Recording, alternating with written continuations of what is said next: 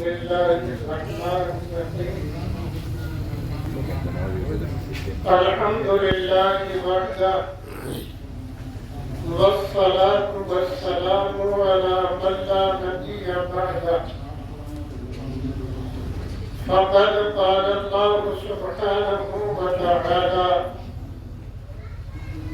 أعوذ بالله من الشيطان الرجيم بسم الله الرحمن الرحيم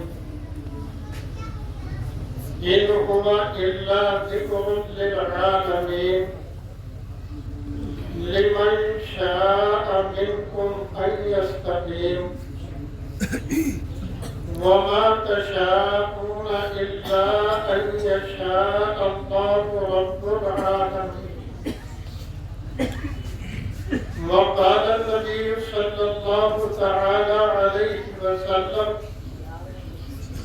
إنما بعثت معلما أو كما قال عليه الصلاة والسلام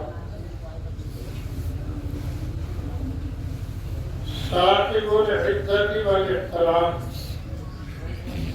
حضرات علماء کرام معزز سامعین اور عزیز طلباء، تحفیظ قرآن کریم کی تکمیل پر یہ مجلس منعقد کی گئی۔ ماشاءاللہ قرآن کریم کی تلاوت، نعتیہ کلام اور اس طالب علم کی قرآن کریم کی آخری آیات شریفہ، یہ سب ہم لوگوں نے سنی۔ اللہ تبارک و تعالی ان پڑھنے والوں کو بھی قبول فرمائے اور سننے والوں کو بھی قبول فرمائے، اور اس مجلس کی برکت سے ہم سب کی مغفرت فرمائے۔ دو تین باتیں ذکر کرنی، لمبی تقریر نہیں کرنی۔ پہلی بات تو یہ عرض کرنی ہے کہ اللہ تبارک و تعالیٰ نے قرآن مقدس کو اتنا اونچا مقام اور درجہ عطا فرمایا ہے کہ اس کی جتنی عظمت ہم کر لیں وہ کم ہے۔ مثل مشہور ہے، کلام الملوک کی ملوک الکلام، بادشاہوں کا کلام کلاموں کا بادشاہ ہوتا ہے۔ تو پہلی بات یہ کہ قرآن مقدس اللہ کا کلام ہے۔ قرآن مقدس سے پہلی جتنی کتابیں آئیں، کتابوں کے ساتھ صحیفے آئے، ان سب کو کتاب اللہ کہا جاتا ہے، اور قرآن مقدس کو کتاب اللہ بھی کہا جاتا ہے اور کلام اللہ بھی کہا جاتا ہے۔ ظاہر بات ہے، جیسے اللہ کی ذات ازلی ہے، یعنی ہمیشہ سے ہے اور ہمیشہ رہے گی، اسی طریقے پر اللہ کا کلام بھی کیونکہ اللہ کی ذات سے نکلا ہوا ہے تو یہ بھی ہمیشہ رہے گا۔ اس لیے میں نے عرض کیا کہ اس کو کتاب اللہ بھی کہا جاتا ہے اور کلام اللہ بھی کہا جاتا ہے۔ یہ اللہ کا کلام ہے۔ چنانچہ میں ایک واقعے کی طرف اشارہ کرتا ہوں، واقعہ لمبا ہے۔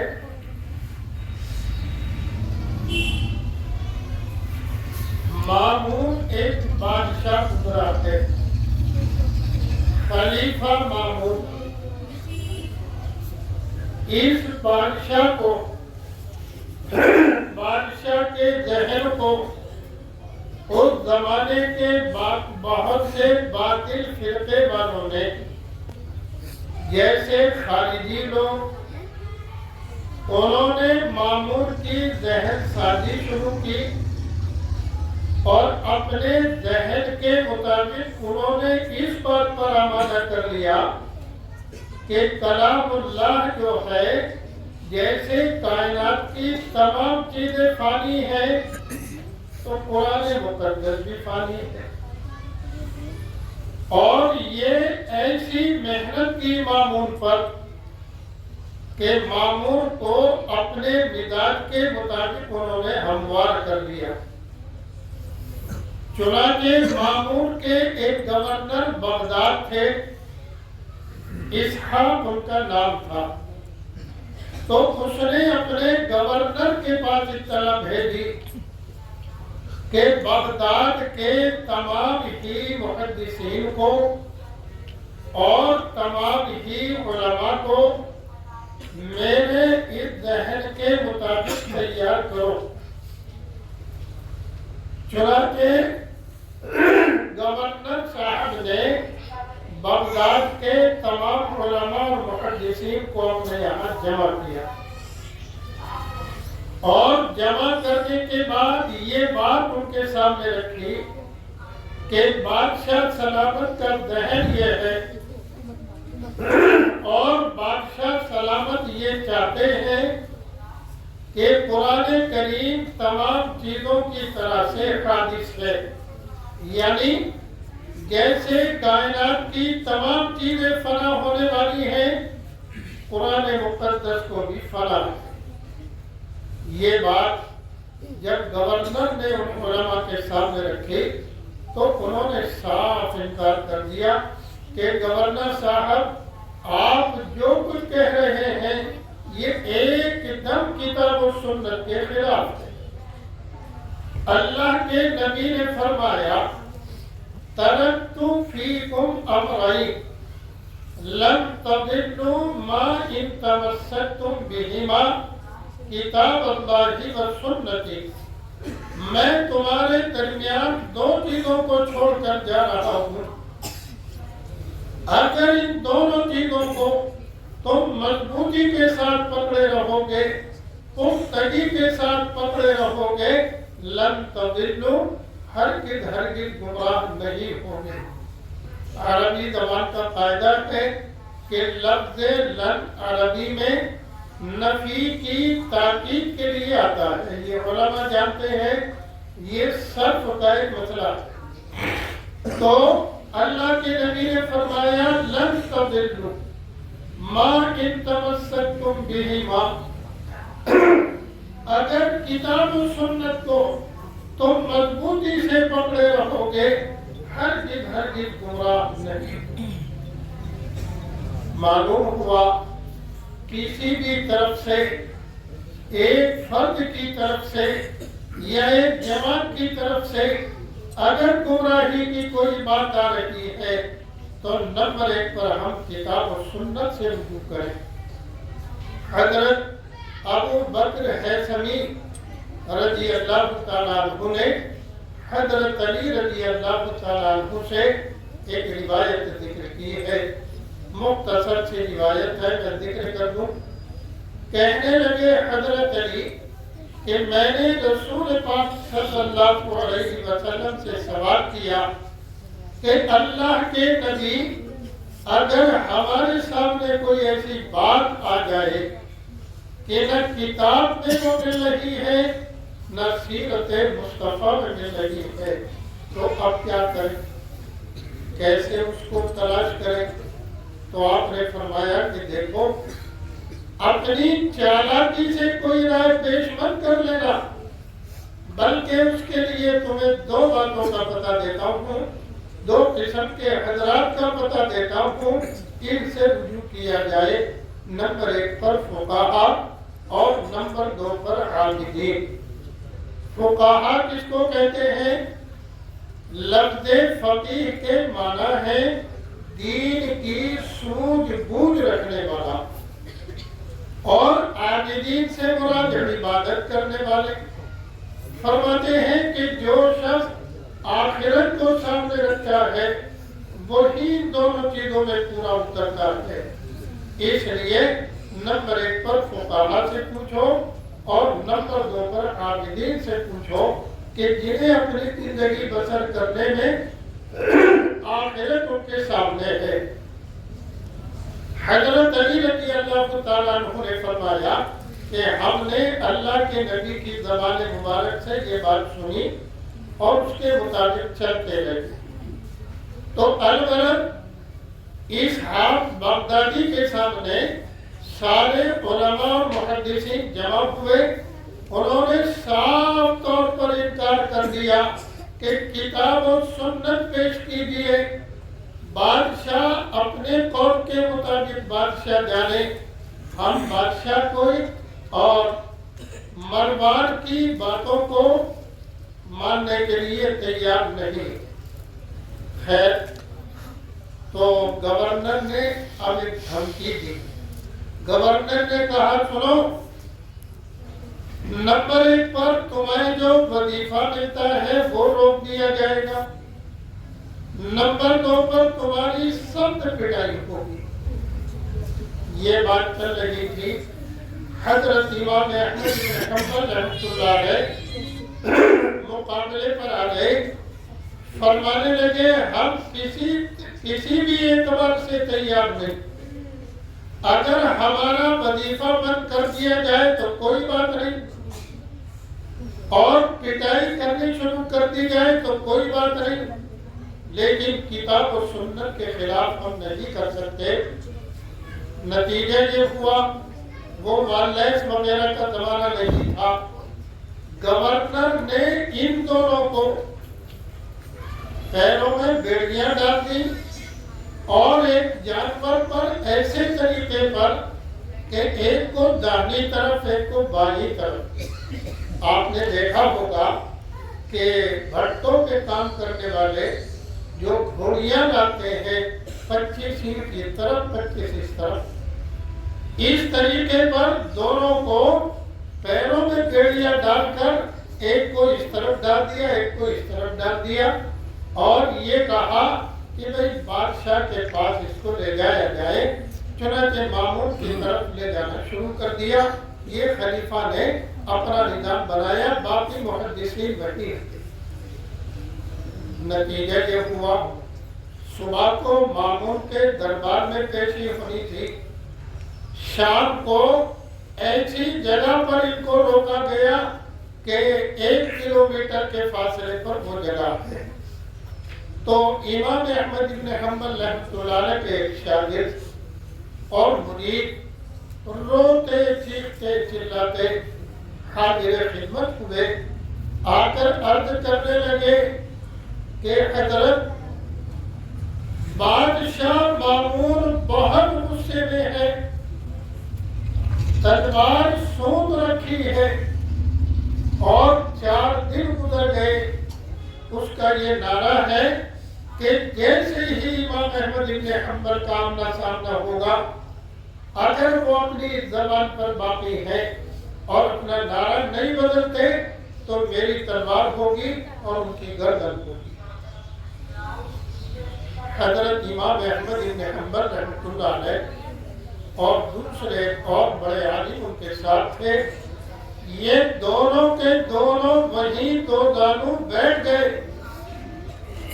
کوئی بد دعا کے الفاظ نہیں، ہاتھ اٹھا کر یہ دعا مانگی، اے ہمارے رب، بادشاہ جرأت کر رہا ہے، ہماری یہ تمنا اور دعا ہے کہ بادشاہ کا اور ہمارا آمنا سامنا نہ ہو۔ اس کے لیے کوئی بد دعا کے کلمات نہیں کہے، بس اپنے لیے دعا مانگی کہ بادشاہ مامون کا اور ہمارا آمنا سامنا نہ ہو، اور بس اس کے بعد رات وہیں گزاری۔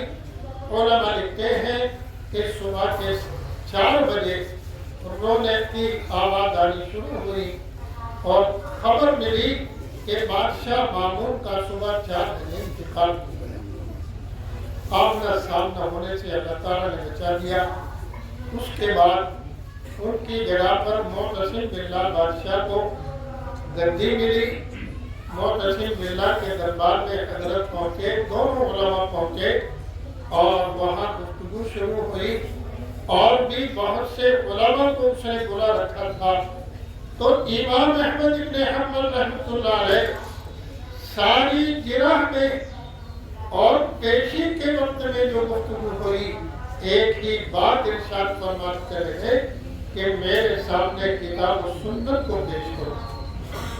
اب کتاب و سنت کے مطابق جب جرح شروع ہوئی تو وہ جو علماء جو جرح کرنے والے تھے، یوں کہیے کہ جو جج اور وکیل جرح کرنے والے تھے، امام احمد بن حنبل کے مقابلے میں وہ پچھتاؤ ہو گئے، خاموش ہو گئے. قاعدے میں ان کو رہائی ملنی تھی، مگر معتصم باللہ کے ارد گرد کچھ اس مزاج کے لوگ تھے کہ ان کے کہنے میں آ کر کے بادشاہ نے معتصم باللہ نے ان کو جیل میں ڈلوا دیا. جیل خانے میں جن پر ڈالا گیا بالکل اندھیرا. انہوں نے نماز پڑھنے کے ارادہ کیا تو اللہ نے فضل کیا، وہاں رکھا ہوا پانی مل گیا، مصلی مل گیا. اندھیرے میں انہوں نے نماز پڑھنی شروع کی اور واقعات میں آتا ہے، بعضوں نے لکھا کہ تقریباً 28 مہینے یہ مسلسل جیل خانے میں رہے. میں نے عرض کیا کہ امام احمد بن حنبل رحمۃ اللہ علیہ کے زمانے میں اس زمانے کے بادشاہ نے قرآن مقدس کے خلاف ایک آواز اٹھائی جو آواز گمراہی کی طرف لے جا رہی تھی.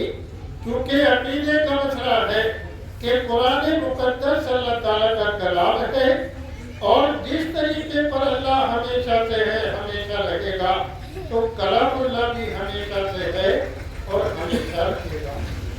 ابھی آپ حضرات کے سامنے یہ بچے نے قرآن مقدس کی اپنے سبق کی آخری آیات تلاوت فرمائی. بہت دوسرے انداز سے لفظوں کی ادائیگی کے ساتھ لہجہ بھی نہایت حسین طریقے پر قرآن مقدس کی تلاوت کی. اللہ تبارک و تعالیٰ اس کو قبول فرمائے اور بچے کی تعلیم کو پایہ تکمیل تک پہنچائے اور حق تعالیٰ شان ہو اس کی تعلیم کو پایہ تکمیل تک پہنچائے. اور میں ان کے والد سے گزارش کرتا ہوں کہ وہ یہ نیت کریں کہ جب تک اللہ ان کو ہمت دے بچے کو پڑھاتے رہے، کیونکہ پڑھنے پڑھانے کی یہی عمر ہوتی ہے. پھر عمر ختم ہو جانے کے بعد اگر کوئی پڑھنا چاہے تو وہ نامکمل ہوتا ہے. الغرض ایک واقعہ میں نے آپ کے سامنے یہ ذکر کیا. ایک واقعہ مجھے اور یاد آیا. حضرت رسول پاک صلی اللہ علیہ وسلم کے زمانے میں مفسرین نے اس واقعے کو نقل کیا ہے کہ بعض لوگ صبح سے شام تک قرآن کریم کی مخالفت کرتے رہتے. لا تسمعوا لهذا القرآن. ان کی مکمل محنت اور کوشش یہی تھی کہ کوئی بھی قرآن کریم کی تلاوت کو نہ سن پائے، کیونکہ مکے کے لوگ عربی زبان سے واقف تھے. قرآن کریم کی زبان بھی عربی زبان ہے.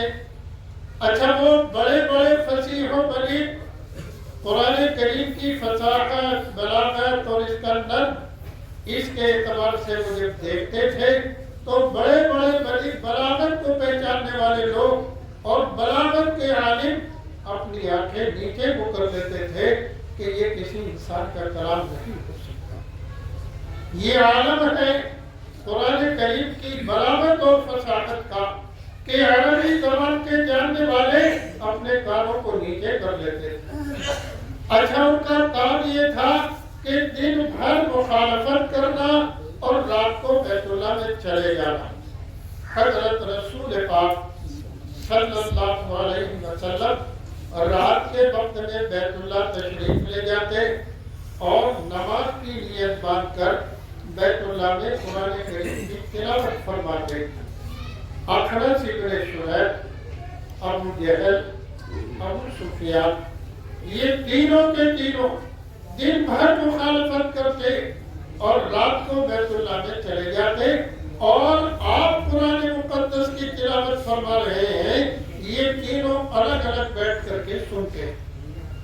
خرابے پر پاس لمبی چوڑی جگہ اب تو بہت ہی وسیع کر دیا، اور زمانے میں بھی بہت کشادگی تھی۔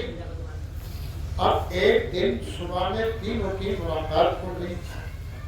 ایک نے دوسرے سے پوچھا کہ کہاں آئے تھے، کہ آپ بتائیے آپ کہاں آئے تھے۔ اب تینوں بھی آپس میں گفتگو، لیکن کوئی بتاتا نہیں۔ تو بات یہ طے ہوئی کہ دیکھو، اگر کفار و مشرکین کو ہم لوگوں کے آنے کا پتہ لگ گیا تو وہ تو آپ کے پیچھے لگ جائیں گے کہ دن بھر تو مخالفت کرتے ہیں اور رات میں ان کی تلاوت سننے چلے جاتے ہیں، لگتا ہے کہ تلاوت میں کوئی خاص لطافت۔ تو کیا کریں؟ کرتے کرتے کر نہیں آئی، مگر اگلے دن پھر آ گئے، پھر ملاقات ہوئی، پھر لعنت ملامت، اور اب یہ طے کر دیا کہ چلو اب بھی جو ہو گیا، 2 مرتبہ غلطی ہو گئی، کر نہیں آئیں گے۔ لیکن ہر ایک کی طبیعت میں یہ بات آئی کہ طے تو ہو چکا ہے، کوئی اور تو آئے گا نہیں، چلو میں چلتا ہوں۔ 3 راتیں لگاتار گزرنے کے بعد صبح کو اخنس ابن شریح نے اپنی لاٹھی اٹھائی اور ابو سفیان کے گھر پہنچے، اور جا کر کے یہ کہا کہ ابو سفیان، ذرا ایک بات بتاؤ، وعدہ کرو سچ بولو گے؟ کہا بالکل سچ بولوں گا۔ تو یہ کہا کہ تم یہ بتاؤ کہ محمد جو کلام پیش کرتے ہیں اس کے بارے میں تمہاری کیا ہے؟ تو دن بھر مخالفت اپنی جگہ پر، لیکن اخرس سے سچی بات کہی کہ بھائی دیکھو، جہاں تک میرا خیال ہے محمد جو کلام پیش کرتے ہیں وہ کلام تو سچا ہے۔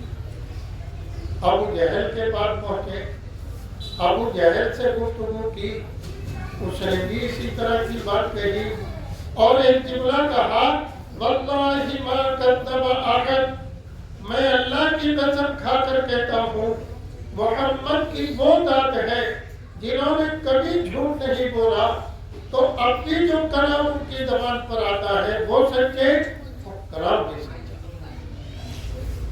بات صحیح کہہ دی۔ اخنس نے کہا ذرا یہ بات بتاؤ کہ جب تم یہ جانتے ہو کہ وہ جو کلام پیش کرتے ہیں سچا ہے، وہ بھی سچے ہیں، تو پھر مانتے کیوں نہیں ہو؟ تو ابو جہل نے ایک بات کہی کہ یار بات یہ ہے،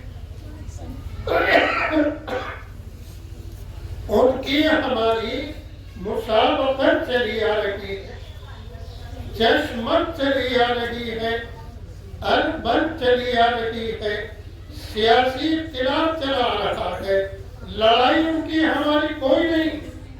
کبھی حاجیوں کے لیے ان کے بڑوں نے بڑی خدمت انجام دی، وہ اونچے ہو گئے، ان کو نیچا کرنے کے لیے، کبھی حاجیوں کے لیے ہم نے کوئی بڑی خدمت انجام دی تو ہمارا نام اونچا ہو گیا۔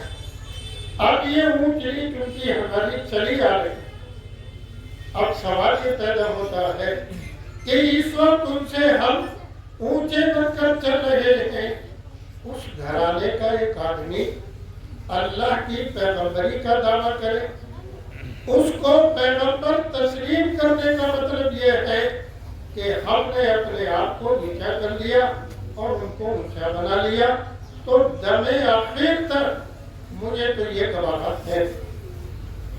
یہ بات ابو جہل نے کہی، لیکن صداقت بیان کر دی۔ حضرت نتیجہ یہ ہوا، میں نے عرض کیا کہ دن بھر قرآن مقدس کی مخالفت، لا تسمعوا لہذا القرآن، چونکہ انہیں یہ لگتا تھا کہ جو بھی ان کے ساتھ بیٹھ گیا کلام اللہ کی تلاوت سن لی وہ ان کا ہو جاتا۔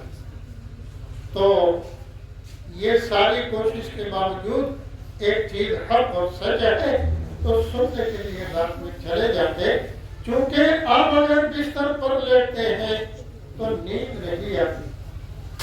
کلام اللہ کی تلاوت سننے میں جو قلب کو سکون حاصل ہوتا تھا اور جو چاشنی ان کو ملتی تھی جو لطافت حاصل ہوتی تھی وہ کہاں رکھی ہے بستر پر، اس لیے سننے پہنچ جاتے تھے۔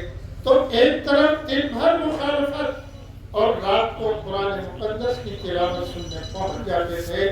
یہ قرآن کریم کا اعجاز ہے، یہ قرآن کریم کی عظمت ہے۔ اس لیے قرآن مقدس کے تعلق سے ہمیں 4 باتوں کا دھیان رکھنا۔ نمبر 1 پر قرآن مقدس سے محبت کرنی، نمبر 2 پر اس کی عظمت دل میں کہ جب جیسے اللہ سب سے بڑا، اللہ کا کلام بھی سب سے بڑا، اور نمبر 3 پر قرآن مقدس کی تلاوت کرنا۔ حافظ قرآن سے ہم کہتے کہ قرآن کریم کے حافظ کو چاہیے کہ 3 پارے کم سے کم روزانہ پڑھے، ورنہ صحابہ کا معمول تو بعضوں کا اور مشائخ کا بھی یہ پڑھا ہے کہ وہ 1 منزل روزانہ پڑھتے تھے، یعنی 7 دن میں قرآن کریم مکمل کرنا۔ الغرض اچھی بات یہ ہے کہ حافظ روزانہ 3 پارے پڑھے تو 10 دن میں قرآن ہو گیا۔ اور عام دوستوں سے ہم یہ کہتے ہیں جو قرآن کریم پڑھے ہوئے کچھ نہ کچھ روزانہ فجر کی نماز کے بعد قرآن مقدس کی تلاوت ضرور کریں، یاسین شریف پڑھ لیں، معمول کے مطابق جو پارہ چل رہا ہے۔ زیادہ نہ پڑھ سکے تو 1 پارہ، 1 کا بھی وقت نہیں تو کم سے کم آدھا، یہ کوشش کریں کہ انشاءاللہ اتنا تو روزانہ پڑھیں گے۔ تو روزانہ قرآن کریم کی تلاوت، اور نمبر 3 میں نے عرض کیا، نمبر 3 پر قرآن کریم کی تلاوت، اور نمبر 4 پر اللہ تعالیٰ توفیق عطا فرمائے۔ قرآن کریم اللہ تعالیٰ کے احکامات کی کتاب ہے۔ کیا مطلب؟ اللہ تبارک و تعالیٰ نے نظام زندگی یعنی قرآن مقدس کو زندگی گزارنے کا طریقہ بتا کر عطا فرمایا۔ قرآن مقدس ایک مکمل نظام حیات ہے، ایک مکمل زندگی گزارنے کا قانون ہے۔ تو نمبر 4 پر قرآن مقدس کے مطابق اپنی زندگی گزارنے کی کوشش کریں، یعنی قرآن پاک کی اطاعت کریں۔ یہ 4 باتیں میں نے عرض کی۔ نمبر 1 پر قرآن کریم سے محبت، نمبر 2 پر اس کی عظمت، میں نے ایک واقعہ سنایا امام احمد بن حنبل کا، اور نمبر 3 پر قرآن کریم کی تلاوت، اور نمبر 4 پر قرآن مقدس کے مطابق عمل کرنا۔ اللہ تبارک و تعالیٰ ہمیں سب کو توفیق عطا فرمائے۔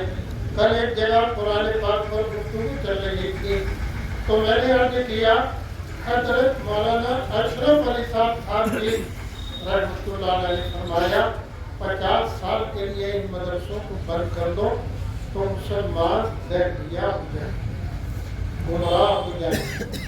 تو یہ مدارس اسلامیہ، مکاتب قرآنیہ، یہ الگ بات ہے، چھوٹی سی جگہ میں ہے، بچے قرآن پڑھ رہے ہیں، اردو دینیات پڑھ رہے ہیں، لیکن یہاں سے پڑھتے پڑھتے پڑھتے نکل کے جب جائیں گے تو کل کو اللہ ان کو کیا مقام عطا فرمائے گا؟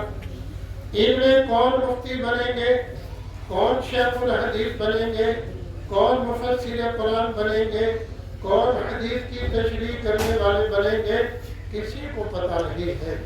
حضرت مولانا یونس صاحب رحمۃ اللہ علیہ جو شیخ الحدیث رہتے مدارج میں، کبھی کبھی وہ اپنے بچپن کا واقعہ سنا دیتے تھے کہ میں ایک کسان کا بیٹا تھا، میرے والد چاہتے تھے کہ میں کسانی کروں اور میرا شوق تھا کہ مجھے پڑھنا ہے، تو میں گھر والوں سے چھپ چھپا کر ایک مدرسے میں داخل ہو گیا۔ اللہ نے فضل کیا، سہارنپور آ گیا، 50 سال کے قریب بخاری شریف پڑھی۔ ان کے انتقال پر میں نے ایک عربی محدث کی تقریر سنی 15 منٹ کی، وہ رو کر یہ کہتا تھا، یہ الگ بات ہے کہ یہ شخص ہندوستان میں تھے لیکن پوری دنیا کے سب سے بڑے محدث۔ میں نے عرض کیا کسان کے بیٹے، لیکن اللہ تعالیٰ کو ان سے کیا کام لینا ہے، یہ تو اللہ ہی بہتر جانتا ہے۔ تو یہ ہمارے چھوٹے چھوٹے بچے آج کھیل کودتے بھی ہیں، پڑھتے بھی ہیں، سارے بزرگ دعا کرتے ہیں اللہ تبارک و تعالیٰ ان سے قرآن کریم کی خدمت اور دین عظیم کی خدمت لے۔ اس لیے مدارس کا احترام، ان کا تعاون اور پڑھنے والے بچوں کو اور پڑھانے والوں کو اچھی نگاہ سے دیکھنا، اللہ تبارک و تعالیٰ اس کی توفیق عطا فرمائے۔ آپ سب مل کر تعاون کرتے ہی ہیں، اس کی برکت سے بچوں کے لیے کھانے کا انتظام، مدرسین کے لیے تنخواہوں کا انتظام، بچوں کے لیے جگہ، ان کے لحاظ، گدے، یہ سارا انتظام آپ ہی لوگ کرتے ہو۔ اللہ تبارک و تعالیٰ قبول فرمائے، آپ حضرات کو جزائے خیر عطا فرمائے، مدرسے کو دین و دیدار شوق کی ترقی عطا فرمائے۔ وآخر دعوانا الحمدللہ رب العالمین۔